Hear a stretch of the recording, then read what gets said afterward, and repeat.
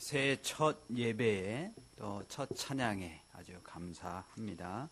옆에 있는 분들하고 한번 인사를 나누겠습니다. 새해 복 많이 받으세요.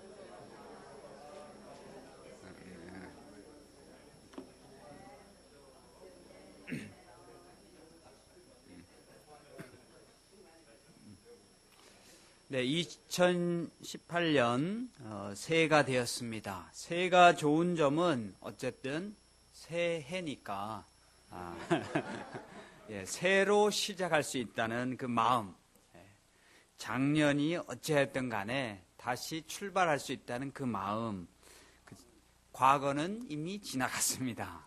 예, 과거가 좋았든지 싫었든지 간에 그거는 이제 어찌할 수 없는 거고, 물론 너무 과거에 매이는 것도 안 되지만은 중요한 것은 이제부터라고 하는 것입니다. 그래서 이제부터 새롭게 시작할 수 있는 거고, 그래서 새해가 되면 마음도 새롭게 되는 느낌을 갖습니다. 새로워진 마음으로 새해 늘 새로운 결심들을 많이 하지 않습니까? 여러분들은 어떤 결심을 새롭게 하셨습니까? 뭐 여러 가지가 있겠죠. 예, 또 많은 분들이 이제 살 빼는 거, 운동을 더 많이 하는 거, 또는 뭐 더 많이 웃자, 또는 가족들하고 더 많은 시간을 보내자, 봉사활동을 많이 하자, 뭐 새로운 곳으로 여행을 좀 다녀보자, 또는 외국어나 음악 같은 거 새로운 걸 배워보자, 뭐 등등 이런 여러 가지 이제 결심들을 합니다. 그럴 때마다 또 우리가 떠오르는 단어가 있죠. 작심삼일이다. 3일도 못 가서 번번이 깨어지고 또 좌절되는 것을 느끼기도 합니다. 그래서 그런지 작년인가 어디 타임지에 이렇게 나왔대요. 새해 결심들 중에서 가장 잘 지켜지지 않는 10가지. 이게 아마 공통적인 것 같습니다. 나만 왜 그러나 이렇게 자책할 필요는 없습니다. 첫 번째가 살 빼기, 두 번째가 금연, 세 번째가 새로운 거를 도전하고 배우는 거, 네 번째가 건강한 음식을 먹는 거, 그 다음에 다섯 번째가 빚을 갚고 저축을 더 해보는 거, 여섯 번째가 가족과 시간을 많이 보내는 거, 일곱 번째가 새로운 곳으로 여행하는 것, 여덟 번째가 스트레스를 좀 덜 받고 사는 것, 그 다음에 아홉 번째가 봉사활동하기, 열 번째가 술을 좀 적게 마시기. 이게 많은 사람들에게 공통적으로 드는 것 같습니다. 이런 거에다가 우리 그리스도인들은 또 몇 가지 더 신앙적인 결심들을 하게 되죠. 성경을 더 많이 읽자, 통독을 몇 번 더 하자, 하루에 몇 장이라도 읽자, 또는 좀 더 많은 시간을 기도하자, 기도하는 시간을 조금 더 늘리자, 또 하나님께 더 가까이 다가가자, 영적으로 좀 더 살자, 그 다음에 금식하자, 전도를 몇 명을 더 해보자, 그 다음에 신앙서적을 몇 권 더 읽자, 그 다음에 교회에서든 사회에서든 봉사활동 더 많이 하자. 이와 같은 신앙적인 결심들도 하게 되고, 동시에 얼마 지나지 않아 깨어지는 것도 보게 됩니다. 새해마다 마음이 새로워지면 또 새로운 결심을 하게 되어서 좋은데, 또 그때마다 번번이 이런저런 약속들이 깨어지는 것 같아서 잘 지켜지는 것 같지 않아서 또 마음이 괴롭기도 합니다. 근데 이런 과정을 거치면서 우리가 좀 더 관심을 가져야 할 것은 이런저런 행동 하나하나에 관심을 갖기보다는 좀 더 근원적이고 근본적인 것에 집중하면 좋겠다라고 하는 것입니다. 물론 이런 행동 저런 행동 하나하나를 더 잘 연습하고 훈련해서 또 체질화되면 더 좋겠지만, 그 이전에 좀 더 중요한 근본적인 것을 우리가 잘 맞춰놓고 있는지를 확인을 해보시면 좋겠다는 것입니다. 그러기에 새해를 맞이하면서 오늘 우리 하나님의 말씀을 통해서 하나의 분명한 초점을 가졌으면 좋겠다는 마음으로 오늘 말씀을 나누고자 합니다. 로마서 12장 1, 2절의 말씀이 저는 새해마다 와 닿는데요. 오늘 말씀을 같이 한 목소리로 다시 읽어보겠습니다. 그러므로 형제들아, 내가 하나님의 모든 자비하심으로 너희를 권하노니 너희 몸을 하나님이 기뻐하시는 거룩한 산 제물로 드리라. 이는 너희가 드릴 영적 예배니라. 너희는 이 세대를 본받지 말고 오직 마음을 새롭게 함으로 변화를 받아 하나님의 선하시고 기뻐하시고 온전하신 뜻이 무엇인지 분별하도록 하라. 네, 이 말씀 전체가 1년 내내 매 시간, 매 순간 묵상하고 적용해야 할 말씀이지만 특별히 새해를 맞이하는 또 새해를 시작하는 이 시점에서 더 와닿는데요. 저 같은 경우에는 2절 중에서도 오직 마음을 새롭게 함으로 이 말씀이 많이 와닿습니다. 오직 마음을 새롭게 함으로 영어로는 by the renewing of your mind 너의 마음, 너의 정신을 새롭게 renew 새롭게 다시 새롭게 함으로써 이런 뜻이 되겠습니다. 여기에서 마음을 가리키는 단어가 영어로는 이제 mind로 돼 있고 신약 성경에 쓰여진 그리스어로는 누스라고 되어 있습니다. 누스라고 하는 말은 지성, 이성, 생각, 이해, 사고 또는 그러한 능력, 그러한 작용 이 모든 것을 가리키는 말입니다. 그러니까 마음을 새롭게 함으로라고 하는 말은 우리의 생각, 우리의 이성, 우리의 사고 이 모든 것을 완전히 새롭게 갱신하고 변화시키고 또 새롭게 함으로 더 낫게 만드는 그런 뜻인 것입니다. 마음을 새롭게 한다는 것이 느끼긴 뭔지는 알겠는데 그게 와닿지는 않잖아요.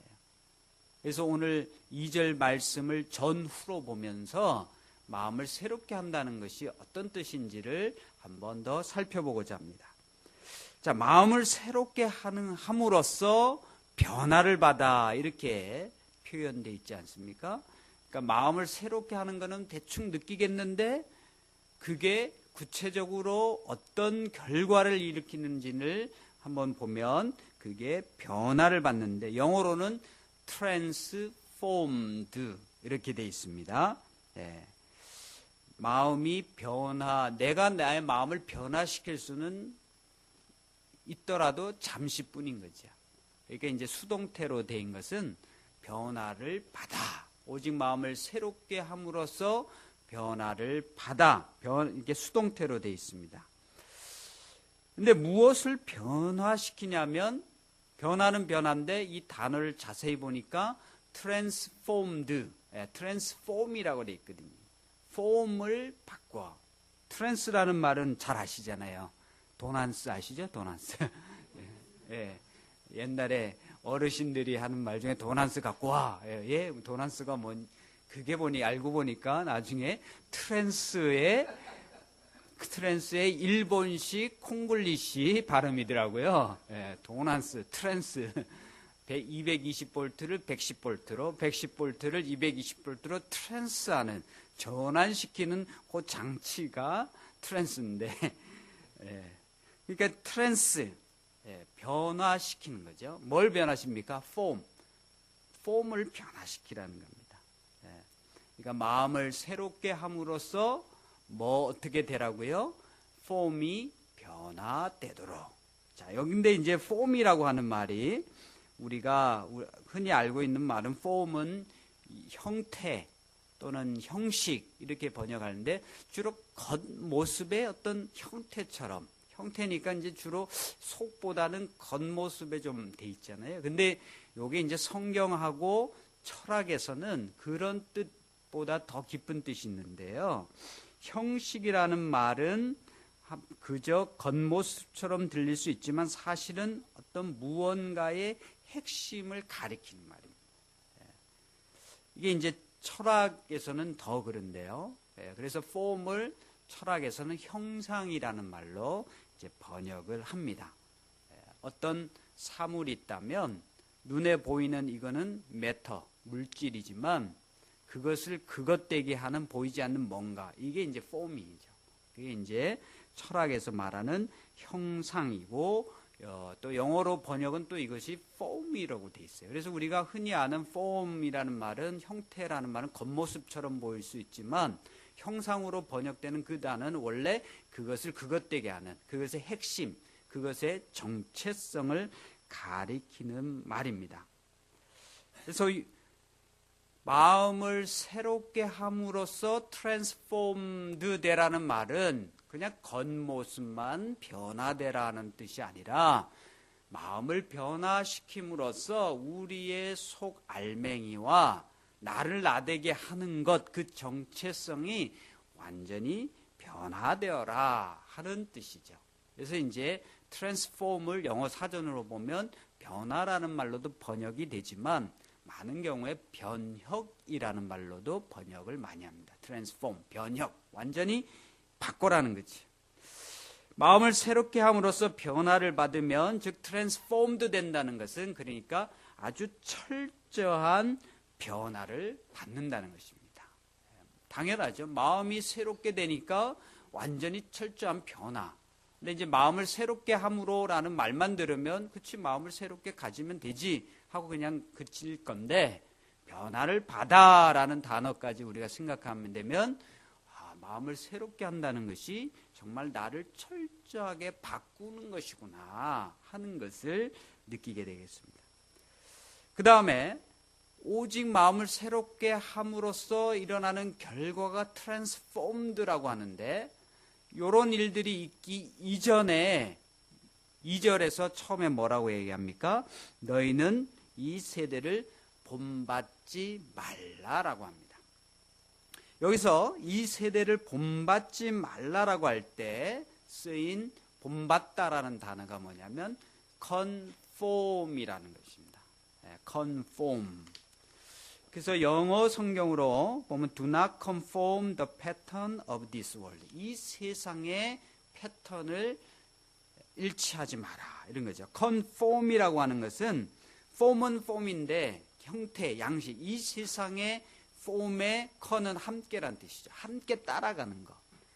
그래서 원어 성경으로 찾아보니까 이 세상의 패턴대로 컨폼하지 말라고 했는데, 컨폼한다는 건 뭐냐면 이 세상의 패턴대로 나를 만들고 나를 형성하고 또 이 세상의 패턴대로 그저 따라가는 것, 이게 이제 컨폼이라는 뜻입니다. 즉 컨폼하지 말라고 하는 것은 이 세상에 어떤 양식이 있고 가치가 있고 또는 세계관이 있고 이 세상의 사람들이 선호하는 것이 있는데, 거기에다가 나의 폼을 맞추는 거예요. 거기다가 나를 완전히 형성되도록 하는 겁니다. 그게 이 세대를 본받지 말라라는 뜻입니다. 그러나 우리가 오직 마음을 새롭게 함으로 변화를 받으라 그랬죠. 그러니까 이제 오늘 12장 2절의 말씀에 지금 세 가지 중요한 동사가 나오는데요. conform 하지 말고 renew, 마음을 새롭게 함으로 transformed 되라는 거죠. conform은 능동태로 돼 있고요. 내가 이 세상에 나를 맞추어서 가는 거예요. 그 다음에 마음의 변화를 받음으로써 transformed 되라, 이렇게 하고 있습니다. 그러니까 이렇게 같이 보면 오직 마음을 새롭게 함으로써라고 하는 말이 의미하는 뜻이 굉장히 풍성하게 와닿습니다.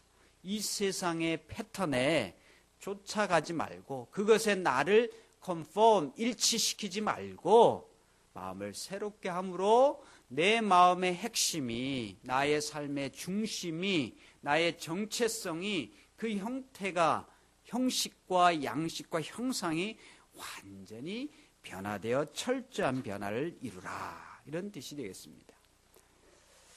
자, conform하지 말고 transformed 되라.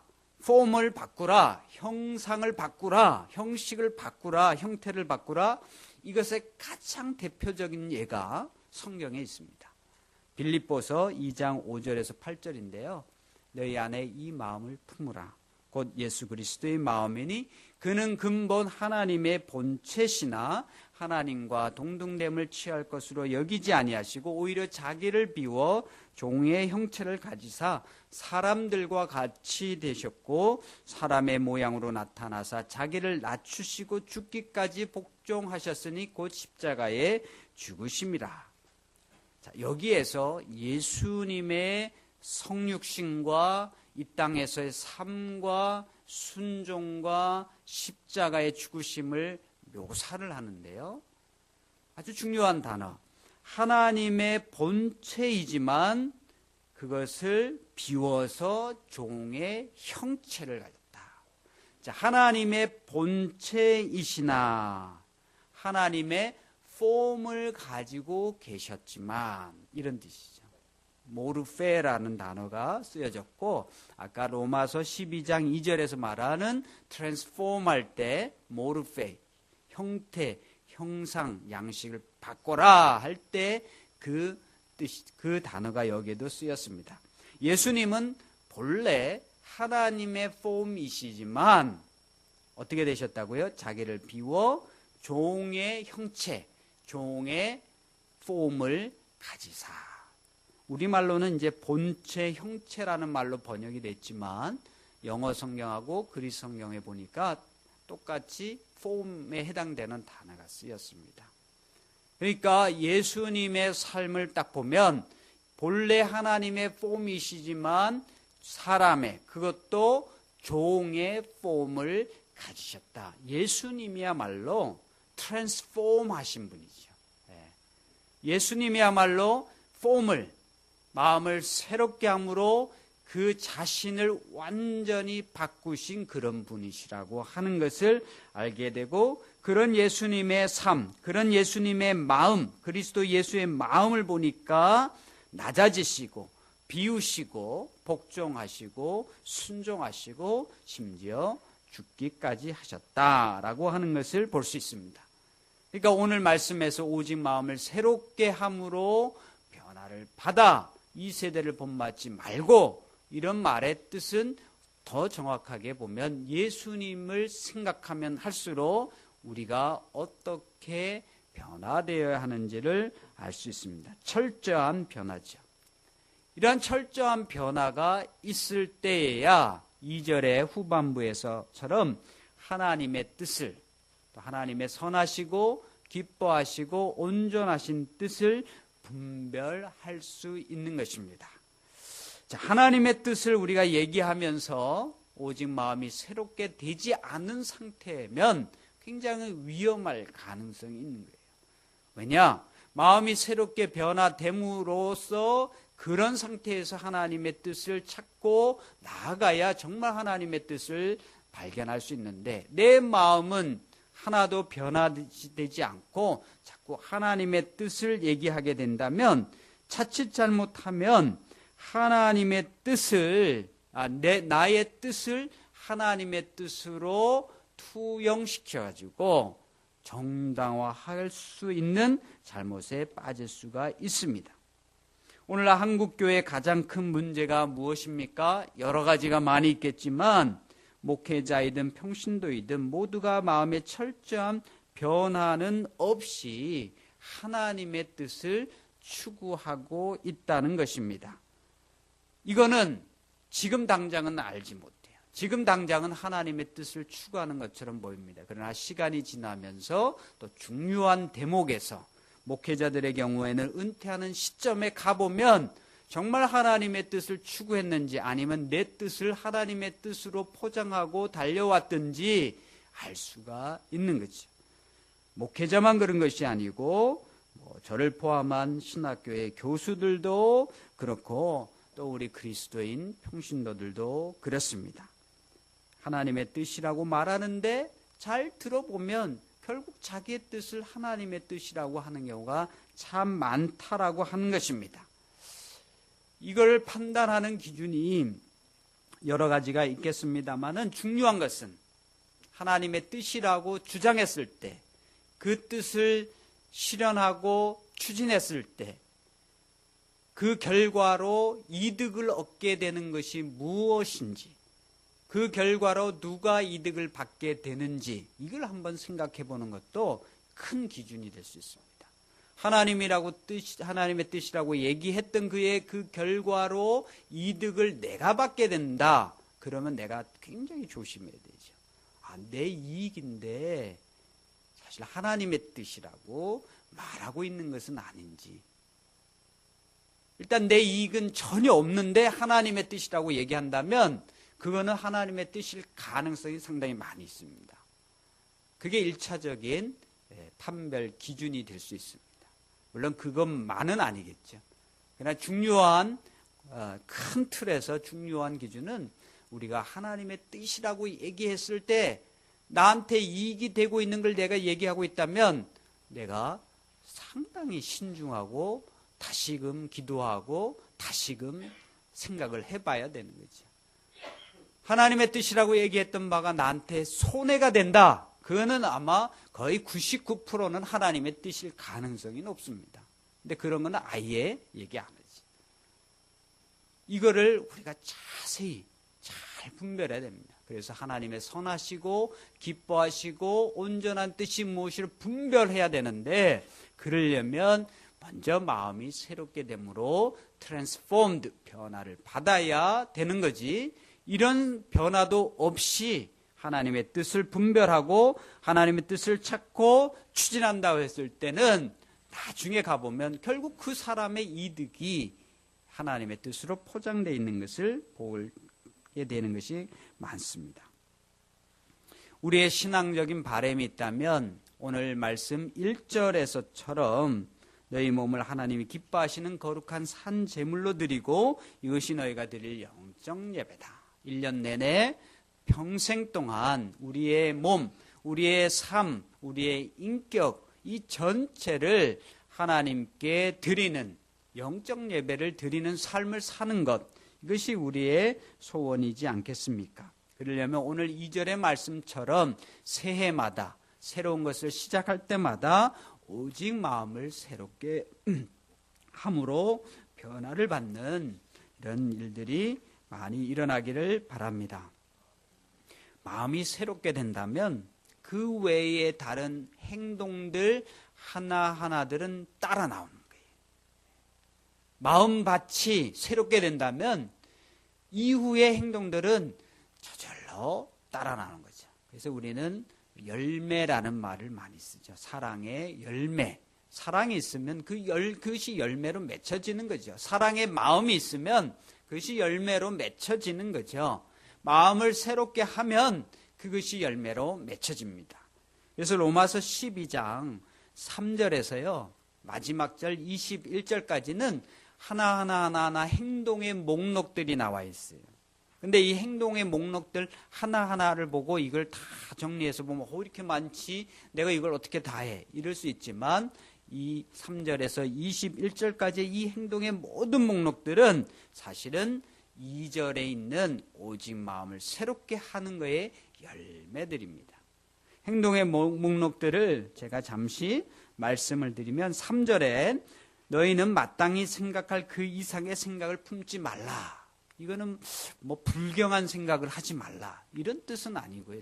다시 보니까 너가 생각해야 하는 것보다 더 많이 너 자신에 관해서 생각하지 말라.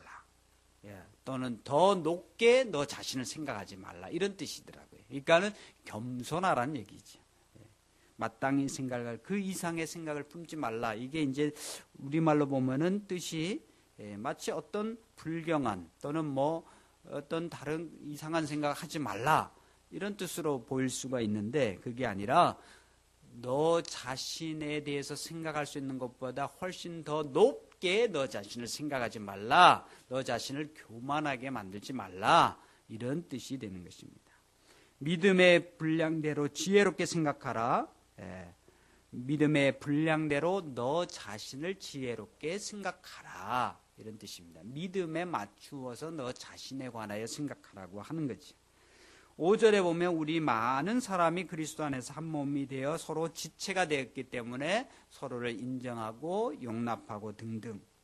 그 다음에 이제 9절부터 보면 더 자세히 나오는데요. 사랑에는 거짓이 없나니 악을 미워하고 선에 속하라. 10절에 형제를 사랑하고 서로 우애하고 존경하되 먼저 하라. 11절 부지런하여 게으르지 말고 열심을 품고 주를 섬기라. 12절 소망 중에 즐거워하라. 환난 중에 참으라. 기도에 항상 힘쓰라. 축복하라. 축복하고 저주하지 말라. 15절 즐거워하는 자들과 함께 즐거워하고 우는 자들과 함께 울라. 16절 마음을 같이하고 높은 데 마음을 두지 말고 낮은 데 처하라. 스스로 지혜 있는 척하지 말라. 17절 악을 악으로 갚지 말라. 오히려 선한 일을 도모하라. 18절 모든 사람과 더불어 화목하라. 19절 원친히 너희가 친히 원수를 갚지 말라. 하나님의 진노하심에 그냥 맡겨라. 내가 원수를 갚으려고 하지 말고 하나님께서 하실 것을 믿고 하나님께 맡겨라 이거죠. 20절 원수가 줄이거든 먹이고 목마르거든 마시게 하라. 21절 악에게 지지 말고 선으로 악을 이기라. 로마서 12장 3절에서 21절까지 나오는 이 삶의 크리스찬의 삶의 덕목들이 얼마나 많은지요. 이거 하나하나가 정말 중요한 것입니다. 그렇지 않습니까? 악을 미워하고 선에 속하라. 성도들의 쓸 것을 공급하고 손님 대접하기를 힘쓰라. 저주하지 말고 축복하라. 그다음에 마음을 높은 데 두지 말고 낮은 데 처하라 등등 정말 주옥과도 같은 우리 크리스찬의 삶의 덕목들입니다. 그러나 이 덕목들을 접근할 때에 행동 하나하나에 먼저 접근해서 내가 그렇게 하기를 애쓰고 힘쓰는 것보다 2절의 말씀처럼 오직 마음을 새롭게 함으로 트랜스포음드 되어 그래서 이 세상의 패턴에 내가 컨폼하지 않고 이런 상태가 되면 3절에서 21절까지의 생활의 덕목, 크리스찬의 덕목들은 저절로 나올 줄 믿습니다. 올 한 해 동안 저와 여러분의 삶 가운데 이런 열매들이 많이 맺힐 수 있고 그러기 전에 먼저 오직 마음을 새롭게 하는 역사가 있기를 간절히 바랍니다.